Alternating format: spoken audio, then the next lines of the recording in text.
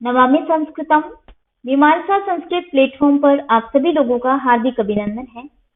दोस्तों, मीमांसा प्लेटफॉर्म पर यूपीएससी संस्कृत ऑप्शनल से संबंधित यह सीरीज प्रारंभ की गई है, जिसका मूल उद्देश्य इस ऑप्शनल के अब तक के पूछे गए प्रश्नों को हल करना है।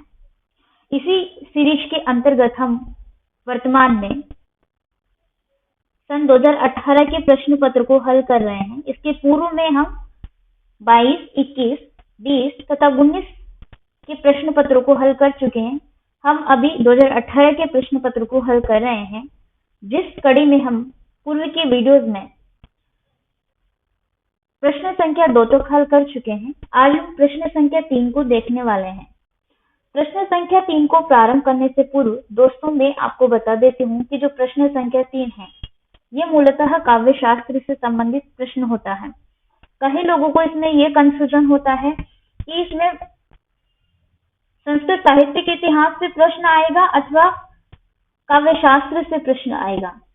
किंतु मैं आपकी जानकारी के लिए बता दूं कि प्रश्न संख्या 3 जो है, ये काव्य शास्त्र पर आधारित प्रश्न है। किंतु इसका यह तात्पर्य कतई नहीं है कि इसमें संस्कृत साहित्य के इतिहास से संबंधित प्रश्न नहीं पूछा जा सकता। पूछा जा सकता है, क्योंकि आपके प्रश्न संख्या 4 चूंकि संस्कृत साहित्य के इतिहास से ही संबंधित है और उसका प्रश्न चूंकि प्रश्न संख्या 3 में पूछा ही जाता है हर बार, प्रश्न संख्या 4 का। ठीक है, तो यहाँ पर भी कुछ न कुछ प्रश्न जाहिर सी बात है पूछे ही जाएंगे। ऐसा कतई नहीं है कि ये प्रश्न काव्य शास्त्र से संबंधित है तो सिर्फ काव्य शास्त्र के ही इसमें प्रश्न पूछे जाएंगे। आपके संपूर्ण पाठ्यक्रम में से कहीं से भी कोई सा भी प्रश्न इस प्रश्न के अंतर्गत पूछा जा सकता है, ये आपको ज्ञात होना चाहिए। ये मैं पूर्व के कई वीडियोस में भी आपको बता चुकी हूँ। ठीक है, तो यहाँ पर हम उस विषय पर नहीं जाएंगे। हम अपने प्रश्न को सॉल्व करेंगे कि 2018 में तृतीय प्रश्न में क्या पूछा गया था। पेपर 1 की बात चल रही है। ठीक है दोस्तों, पेपर अगर आपके पास में नहीं है प्रीवियस ईयर के, तो ये पेपर्स आप डाउनलोड कर सकते हैं। मीमांसा संस्कृत अकेडमी का मोबाइल एप्लीकेशन है, उसको आप प्ले स्टोर पर जाकर के सर्च कीजिए। मीमांसा संस्कृत अकेडमी नाम से आपको मिल जाएगा। डार्क ब्लू कलर का लोगो है। ठीक है, वहां पर आपको ये पेपर्स मिल जाएंगे। तो चलिए बिना किसी विलंब के हम प्रश्न संख्या 3 को प्रारंभ करते हैं। प्रश्न संख्या 3 चूंकि अनिवार्य प्रश्न नहीं है, ये वैकल्पिक है। आप चाहे तो इसको कर भी सकते हैं और आप चाहे तो इसको छोड़ भी सकते हैं। ठीक है, मतलब कंपलसरी नहीं है। तो जैसा कि आप इसको अटेम्प्ट भी करेंगे तो इसमें आपको सभी प्रश्नों को हल करना है। इसमें मूलतः 4 प्रश्न पूछे जाते हैं प्रश्न संख्या 3 के अंतर्गत, A, B, C और D करके। ठीक है, तो यहाँ पर हम फर्स्ट क्वेश्चन देखते हैं। एक, महाकवि बाणभट्टः संस्कृत गद्य काव्य रचनायां सर्वोत्कृष्टः। अर्थात महाकवि बाणभट्ट संस्कृत गद्य काव्य रचना ये सर्वोत्कृष्ट हैं, सर्वोत्कृष्ट कवि हैं। ठीक है, महाकवि बाणभट्ट के विषय में बात की जा रही है, जिनको की गद्य काव्य के क्षेत्र में उत्कृष्ट ख्याति प्राप्त है। अगर हम बात करें पद्य रचना के विषय में, तो पद्य रचना के विषय में महाकवि कालिदास जी को याद किया जाता है, अर्थात उनका उत्कृष्ट देखने को मिलता है। उसी प्रकार से गद्य काव्य रचना की जब भी बात आती है तो वहां पर सर्वप्रथम नाम आता है महाकवि बाणभट्ट का। तो उनके सर्वोत्कृष्ट के विषय में ही यहाँ पर बताना है।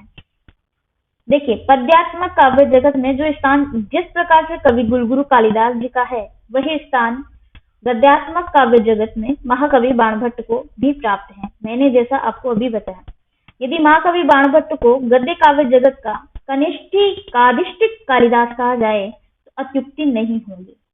यानी कि ये एक तरीके से बाणभट्ट गद्य के सम्राट हैं, आप ऐसा समझिए। ठीक है, बाणभट्ट द्वारा अनेक रचनाएं की गई हैं, जिनमें हर्षचरित हो गया, कादम्बरी, चंडी शतक। हालांकि इनके विषय में इतनी जानकारी नहीं मिलती है कि चंडी शतक भी इन्हीं की कृति है, किंतु हाँ, मतलब ठोस प्रमाण नहीं मिलते हैं, किंतु नाम लिया जाता है कि ये भी बाणभट्ट की ही कृति है। और भी वैसे कई सारे ग्रंथ मिलेंगे। पद्य कादम्बरी हो गया, पार्वती परिणय हो गया, सर्वचरित, शारदा चंद्रिका, अन्य जो भी रचनाएं, किंतु मूल रूप से इनकी 2 ही रचना उपलब्ध है। उपलब्ध के तौर पे मैं ये कहना चाहूंगी कि उसके साक्ष्य मिलते हैं कि ये मूलतः बाणभट्ट की ही कृतियां हैं। एक है हरचरितम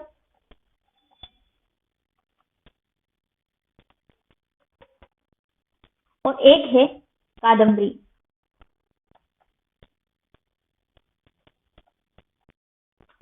हरचरितम एक आख्यायिका है, कादम्बरी एक कथा है। ठीक है। और महाकवि बाणभट्ट को बाणोच्छिष्ट जगत सर्वम तथा वाणी बाणो भभु वेति आदि उपाधियों से भी सुशोभित किया गया है। दैट मीन इनमें कोई ऐसी खासियत है, इसलिए आपको यहाँ पर गद्य काव्य रचना के विषय में जो सर्वोत्कृष्टता महाकवि बाणभट्ट की है, वो आपको उदाहरण सहित बतानी है। प्रश्न में हालांकि भले ही नहीं दिया गया है कि उदाहरण सहित बतानी है, लेकिन आप उसको सिद्ध किस तरीके से करेंगे, उस सिद्धि के हेतु या उस सिद्धि के लिए आपको कुछ न कुछ उदाहरण तो बताना ही पड़ेगा। जैसे कि आप बता सकते हैं कि बाण की शैली के विषय में हरचरितम के जो प्रथम उच्छ्वास है, देखिए मैंने आपको बताया कि हरचरितम इनकी कृति है, तो हरचरितम उच्छ्वासों में विभक्त है। इसके प्रथम उच्छ्वास में अप्रत्यक्ष रूप से स्वयं उन्होंने अर्थात बाणभट्ट ने कहा है, नवो अर्थो जातिर्ग्राम्य श्लेषो अशिष्ट स्फुटो रसः विकटाक्षर बंधश्च कृत्स्नम एकत्र दुष्करम। अर्थात विषय की नवीनता, कल्पना की मौलिकता, रोचक स्वभावोक्ति, स्पष्ट श्लेष अथवा श्लेष अलंकार, रस की सहजता असहजता अथवा रस की सहज अनुभूति और पदावली, दृढ़ बंध युक्त पदावली। पदावली कैसी? दृढ़ बंध युक्त पदावली। ये सभी विशेषताएं एक स्थान पर मिलना बहुत कठिन कार्य, किंतु बाण की कृतियों के अध्ययन से ये स्पष्ट हो जाता है कि बाण की जो रचनाएं हैं, उन रचनाओं में ये सभी सहजता से एक जगह विद्यमान हैं। विषय के अनुरूप भाषा का प्रयोग करना गद्य कवि बाणभट्ट की विशेषता है, और इसीलिए कहीं लंबे समासों का प्रयोग तो कहीं समास रहित भाषा की सरलता देखने को भी मिलती है। अगर मैं बात करूं सुखनाशोपदेश की, जो कि कादम्बरी का ही एक अंश है और अपने पेपर 2 में इसका पूछा जाता है, मतलब पेपर 2 के सिलेबस में सुखनाशोपदेश अपने आया है दोनों ही खंडों में। ठीक है, एक व्याख्या वाले में और एक प्रश्न वाले में। तो प्रश्न भी इसमें पूछे जाते हैं सुखनाशोपदेश से संबंधित। और सुखनाशोपदेश के विषय में आपको बता दें, क्योंकि कादम्बरी बाणभट्ट की कृति है, मैंने पूर्व में ही आपको दोनों रचनाएं बाणभट्ट की बता दी है। अब इसका एक अंश है सुखनाशोपदेश, ठीक है, जो अपने पेपर 2 में दिया गया है। सुखनाशोपदेश में आप पढ़ेंगे तो आप पाएंगे कहीं कहीं उन्होंने लंबे समासों का प्रयोग किया है, तो कहीं कहीं अल्प समासों का प्रयोग किया है। जैसे कि एक उदाहरण भी है कि न परिचयम रक्षति न विजनयम इक्षते न रूपम आलोक्यते न कुलम न कुलम अनुवर्तते न शीलम पश्यति। अर्थात बाणभट्ट जो है यहाँ पर अल्प समासों का प्रयोग करते हैं, जो आसानी से किसी भी मनुष्य के द्वारा समझी जा सकती है। न परिचयम रक्षति, लक्ष्मी के विषय में बताएं कि लक्ष्मी न परिचय को रक्षित करती, न परिचय को मानती है, न भी जन्म इक्षते, ठीक है, न रूपम आलोक्यते, न वो किसी रूप को देखती है, न वो किसी चीज को देखती है, वो शील को भी नहीं देखती है कि वो प्राणी कैसा है कैसा नहीं है, उसका स्वभाव कैसा है। तो लक्ष्मी किसी भी चीज को नहीं देखती है, वो चली जाती है क्योंकि वो चंचल है। तो ये जो वाक्य जो भी आप ये व्याख्या के समय देखेंगे ना, तो वहां पर पाएंगे कि इन्होंने अल्प समासों का बहुलता से प्रयोग किया है। परंतु ऐसा नहीं है कि दीर्घ समास नहीं मिलेंगे, कहीं कहीं पर दीर्घ समास भी है। ठीक है, तो ये इनकी भाषा शैली की एक प्रमुख विशेषता है, जो महाकवि बाणभट्ट द्वारा कादम्बरी के एक अंश सुखनाशोपदेश में देखने को मिलती है। हालांकि कादम्बरी जब आप अध्ययन करेंगे तो कादम्बरी में बहुत अच्छा वृतांत इन्होंने बताया महाश्वेता का। महाश्वेता वृतांत के नाम से एक पुस्तक आती है, एक ग्रंथ है महाश्वेता वृतांत। अलग अलग अंशों में इनके ग्रंथ मिलते हैं, कादम्बरी से जो अलग अलग बट गए हैं, विभाजित हुए, जैसे सुखनास है ना, और भी सबकी अलग अलग, तो उनमें इनकी विशेषता देखने को मिलती है। अब बाणभट्ट पांचाली रीति के कवि है, जो मधुर और कोमल पदों से युक्त होती है। वर्ण विषय के अनुरूप वे प्रसाद गुण युक्त वैदर्भी और समाज की बहुलता वाली गोरी रीति का भी बड़ी कुशल ढंग से वो प्रयोग करते हैं। ठीक है, तो अलंकारों का भी इन्होंने बहुलता से प्रयोग किया है। अनुप्रास हो गया, यमक, दीपक हो गया, विरोधाभास हो गया। ये अलंकार शुकनाशोपदेश में देखने को मिलते हैं। चरित्र चित्रण की दृष्टि से भी बाणभट्ट की कुशलता उनकी कृतियों में दिखाई देती है। वे पात्रों के मन के भावों का सूक्ष्म विश्लेषण कर उन्हें प्राणवान सा प्रस्तुत करते हैं, ऐसा हमें देखने को मिलता है। जब आप देखेंगे महाश्वेता वृतांत में, तो महाश्वेता के हर एक अंग का, हर एक अंश का, उसके वस्त्रों का, उसके बालों का, ठीक है, उसने माला जो धारण की हुई है, वहां के आसपास के वातावरण का, शिव की पूजा स्तुति कर रही उसका, इतने अच्छे ढंग से उन्होंने प्रस्तुति की है, इतने अच्छे ढंग से उन्होंने चित्रण प्रस्तुत किया है कि शायद ही कोई कर सके। ठीक है, तो और प्रकृति का चित्रण उन्होंने किया है। प्रकृति के मनोहारी चित्रण में भी बाणभट्ट सिद्धहस्त हैं। वन, पशु, पक्षी, पर्वत, सरोवर आदि के उन्मुक्त वातावरण का आकर्षक चित्रण इनकी कृतियों में देखने को मिलता है। प्रकृति के कठोर एवं कोमल दोनों पक्षों का इन्होंने उत्कृष्ट ढंग से चित्रण किया है। कादम्बरी में देखने को मिलता है, विंध्याटवी वर्णन में, आपने विंध्याटवी नाम सुना होगा कादम्बरी का अध्ययन करते हुए। ठीक है, तो उसके विषय में मैंने आपको ये अल्प जानकारी दी। उम्मीद करती हूँ कि ये जानकारी कहीं ना कहीं आपके अन्य प्रश्नों में भी काम आएगी। हालांकि मैंने इसको थोड़ा लंबा बता दिया, किंतु ये भी बाणभट्ट की विशेषताएं हैं, है ना। बाणभट्ट की सर्वोत्कृष्टता को सिद्ध करते हैं और आप उदाहरण दे करके बताएंगे, क्योंकि कादम्बरी और शुकनाथ, कादम्बरी का शुकनाथ तथा हर्षचरितम से भी प्रश्न पूछा जा ही सकता है, क्योंकि कादम्बरी का ये बाणभट्ट का ही ग्रंथ है और कादम्बरी में से तो पूछा जाएगा इसे। तो ये आपको ज्ञात होना चाहिए। आपकी जानकारी के लिए मैंने ये बाणभट्ट के विषय में जानकारी प्रस्तुत की है। अब आगे बढ़ते हैं। इसका जो अगला प्रश्न है बी वाला, वो है संस्कृत काव्य समीक्षायाम रस सिद्धांत से स्थानम निर्धारिता, अर्थात संस्कृत काव्य की समीक्षा में रस सिद्धांत का स्थान निर्धारित कीजिए। रस सिद्धांत के विषय में बात की जा रही है। तो रस सिद्धांत चूंकि काव्य शास्त्र का एक सिद्धांत है, काव्य शास्त्र में अनेक और सिद्धांत देखने को मिलेंगे। ध्वनि सिद्धांत हो गया, ठीक है, वक्रोक्ति सिद्धांत हो गया। तो ये रस सिद्धांत के विषय में आपको इसका स्थान बताना है। अब देखिए दोस्तों, जब जब भी संस्कृत काव्य शास्त्र में रस सिद्धांत की बात आती है तो नाम आता है भरत मुनि का, क्योंकि इसके प्रवर्तक है भरत मुनि और इनकी कृति है नाट्य शास्त्र। नाट्य शास्त्र भरत मुनि की रचना है और इनका, भरत मुनि का जो प्रसिद्ध रस सूत्र इन्होंने दिया है वो है विभाव अनुभाव व्यभिचारी संयोगात रस निष्पत्ति है। ठीक है, तो रस संप्रदाय के प्रमुख जो आचार्य हैं भरत मुनि रहे, मम्मट भी हैं, विश्वनाथ भी हैं और जगन्नाथ भी हैं। हालांकि इसमें मैं आपको बता दूं कि रस की प्रतिष्ठा केवल रसवादियों में ही नहीं रही है, अलंकारवादियों, वक्रोक्तिवादियों, रीतिवादियों आदि ने भी प्रत्यक्ष अथवा अप्रत्यक्ष ढंग से इसकी श्रेष्ठता ही प्रतिपादित की है। तो कहीं न कहीं रस सिद्धांत का महत्व इतना है कि अन्य संप्रदाय के आचार्यों ने भी इसको मान्यता प्रदान की है अथवा इसको स्वीकार किया है और ऐसा कहा है कि रस काव्य की आत्मा है, काव्य का जीवन है।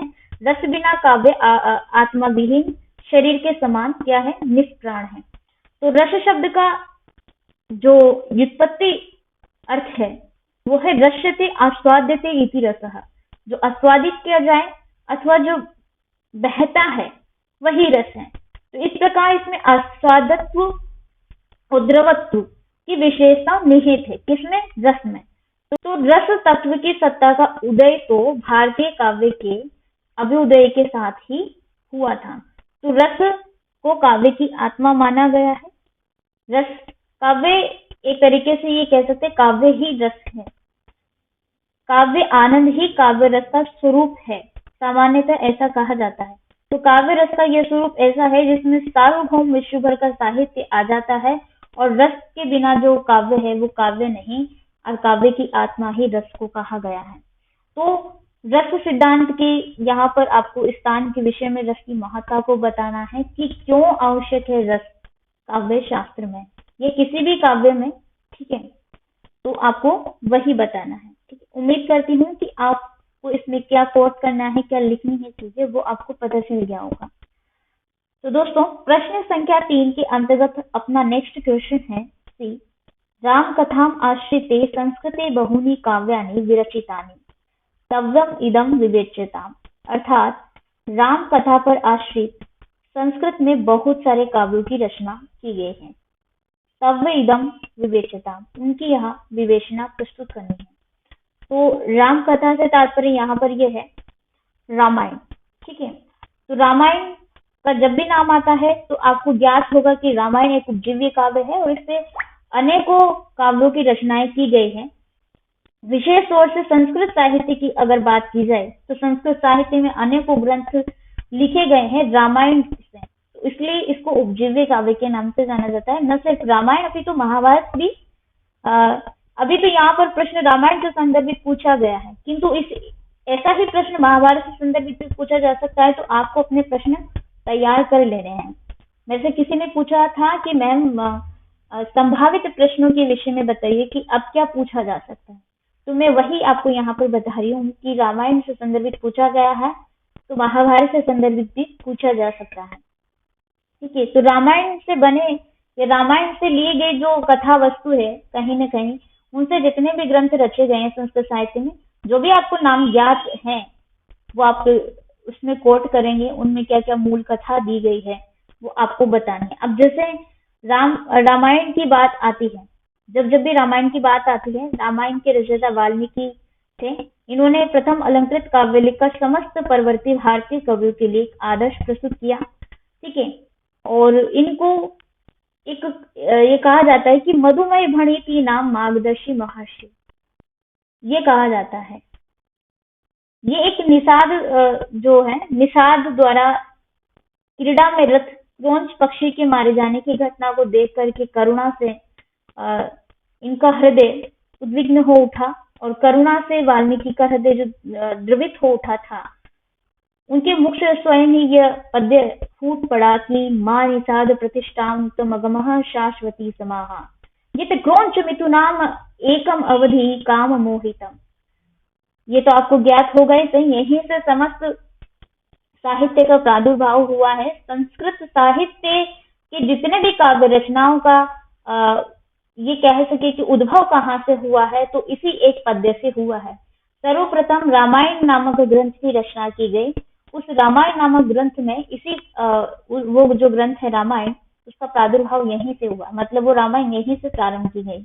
तो रामायण की बात चल रही है दोस्तों, आपको ये पद्य अवश्य इसमें कोट करना चाहिए, बहुत ज्यादा महत्वपूर्ण है। अगर आप इसको इसी कोटेशन से इस प्रश्न को प्रारंभ करेंगे तो फिर तो मजा आ जाएगा। अब चूंकि इस प्रश्न में राम कथा की बात चल रही है, तो रामायण में राम की कथा बहुत विस्तार से वर्णित है। जहां तहां आवश्यकता के अनुसार इसमें कवि वाल्मीकि ने अवान्तर कथाएं दी है एवं प्रकृति का भी व्यापक वर्णन किया है। वाल्मीकि की दृष्टि इतनी सूक्ष्म है और कल्पना शक्ति इतनी उर्वर है कि एक एक दृश्य को उन्होंने बहुत विस्तार प्रदान किया है। अब जैसे रामायण की हम बात करें तो रामायण के भी अनेकों विभाजन आपको देखने को मिलेंगे। जैसे कि रामायण का विभाजन 7 कांडों में हुआ है। आपकी जानकारी के लिए बता दें, क्रमशः बाल कांड, अयोध्या कांड, अरण्य कांड, किष्किंधा कांड, सुंदर कांड, युद्ध कांड तथा उत्तर कांड। अब सुंदरकांड से संबंधित आपका एक ग्रंथ है सुंदरकांड, आप उसके विषय में बता सकते हैं जो कि आपके पाठ्यक्रम में है। उत्तरकांड से संदर्भित एक और ग्रंथ है उत्तरामचरितम, जो आपके सेकंड पेपर के पाठ्यक्रम में है। सुंदरकांड भी सेकंड पेपर के पाठ्यक्रम में है। तो ये जो रचनाएं हैं आप इनके विषय में जरूर बताइए। हालांकि ये तो इसी के पाठ हैं, किंतु उत्तरामचरितम चूंकि अलग नाम अलग ग्रंथ से संदर्भित है, मतलब कि ये भवभूति की कृति है। हालांकि सुंदरकांड वाल्मीकि का ही माना जाएगा क्योंकि ये उसी का एक पाठ है। ठीक है, तो आप उत्तरामचरितम के विषय में बता सकते हैं। और भी कई सारे ग्रंथ मिलेंगे आपको इससे संदर्भित, जैसे कि मैं आपको कुछ बता देती हूँ यहाँ पर। पहले तो आप राम कथा की बात चल रही है, तो राम कथा के विषय में आप जरूर से जरूर बताएंगे, क्योंकि राम की आदर्श की जब भी बात आती है या राम कथा की बात आती है तो राम का आदर्श अवश्य ही बताया जाता है। इसलिए आप कह भी सकते हैं कि राम तुम्हारा चरित्र स्वयं ही काव्य है, कोई कवि बन जाए सहज संभाव्य है। रामचंद्र आदर्श भाई हैं, आदर्श पति हैं, आदर्श पुत्र, आदर्श शासक और आदर्श मनुष्य हैं, ऐसा सब जानते हैं। ठीक है, तो राम के चरित्र की बात कर रहे हैं। ये मैंने आपको बताया कि वो किस तरीके के मनुष्य हैं, मतलब भगवान है लेकिन मनुष्य के भेष में है ना। तो आप रामायण पर आश्रित काव्यों के विषय में यहाँ पर जरूर बताएंगे। जैसे रघुवंश महाकाव्य हो गया कवि कालिदास जी का, आपके सेकंड पेपर के सिलेबस में है, उसके विषय में उसकी कथा वस्तु आपको ज्ञात है तो थोड़ा बहुत एक्सप्लेन भी कीजिएगा। डायग्राम आप इसमें बना सकते हैं, फ्लो चार्ट वगैरह के माध्यम से इस प्रश्न को आप अच्छे तरीके से लिखेंगे, ऐसी मैं उम्मीद करती हूँ। ठीक है, कुमारदास का जानकी हरण हो गया, महाकवि भट्टी का भट्टी काव्यम हो गया, भास का अभिषेक नाटकम हो गया, भवभूति का उत्तरामचरितम मैं आपको बता चुकी हूँ। ठीक है, राजशेखर की भी एक कृति है क्योंकि काव्य शास्त्र के ही इसमें आते हैं। काव्य शास्त्र में राजशेखर को नाम जाना जाता है। तो राजशेखर की कृति है बाल रामायणम। बाल रामायणम। भोजराज का रामायण चंपू हो गया।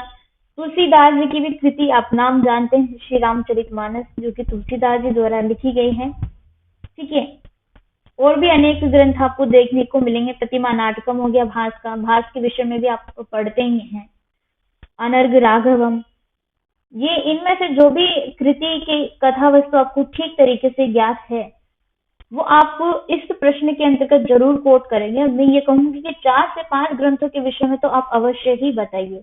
ऐसा नहीं है कि 1-2 ग्रंथों के विषय में बता दिया, 2-3 ग्रंथ तो आपके पाठ्यक्रम में ही आ जाते हैं। ठीक है, तो रघुवंश के विषय में आप बता सकते हैं, उत्तरामचरितम के विषय में बता सकते हैं, और आपका प्रतिमा नाटकम हो गया, जानकी हरणम कुमारदास का, बाल रामायणम, तो आप जरूर बताएंगे, मुझे ऐसी उम्मीद है। और इसी उम्मीद के साथ में अब आगे बढ़ते हैं। नेक्स्ट प्रश्न है अपना डी। प्रश्न है उत्तरामचरिते भवभूति विशिष्यते कथनम इदम समीक्षिताम, अर्थात उत्तरामचरितम में भवभूति की क्या विशेषता है वो आपको बतानी है। कथनम इदम समीक्षिताम, अर्थात इस कथन की समीक्षा आपको करनी है। तो भवभूति की विशेषता पर बल दिया गया है, वो विशेषता किस काव्य के संदर्भ में बतानी है वो आगे बता दिया कि उत्तरामचरित के संदर्भ में आपको भवभूति की विशेषता बतानी है। तो उत्तरे रामचरिते भवभूति विशेषते, ये तो आपने कथन सुना ही होगा। इस उक्ति का समीक्षात्मक विशद निरूपण कीजिए, ऐसा भी प्रश्न आपसे पूछा गया है पहले। ठीक है, तो इस प्रश्न को हम हल भी करवा चुके हैं क्लासेस के दौरान और पूर्व के वीडियोस में। अगर आप क्रमानुसार देखते आए होंगे तो आपको ज्ञात भी होगा। आपकी जानकारी के लिए थोड़ा मैं यहाँ पर जरूर बताना चाहूंगी। ठीक है, क्योंकि हो सकता है कि कोई आप में से नए हों जो अभी ही इस लेक्चर को देख रहे हो।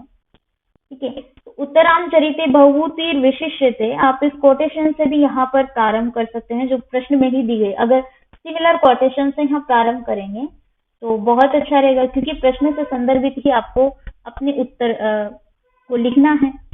तो प्रथम पंक्ति में ही ये देखने को मिल जाए तो बात ही बन जाए। ठीक है, तो ये भवभूति का सर्वोत्तम ग्रंथ है उत्तरामचरितम, नाटक है। ठीक है, इसके 7 अंक हैं, जैसे कि नाटकों में अंक होते हैं आपको ज्ञात होगा। तो इसके 7 अंक हैं। 7 अंकों में राम कथा की उत्तरार्ध की कथा वर्णित है, अर्थात उत्तर रामायण देखने को मिलती है। इसमें भवभूति ने करुण रस की सरिता प्रवाहित की है। करुण के अतिरिक्त वीर हो गया, श्रृंगार हो गया, इनकी मार्मिक व्यंजना प्रस्तुत की है।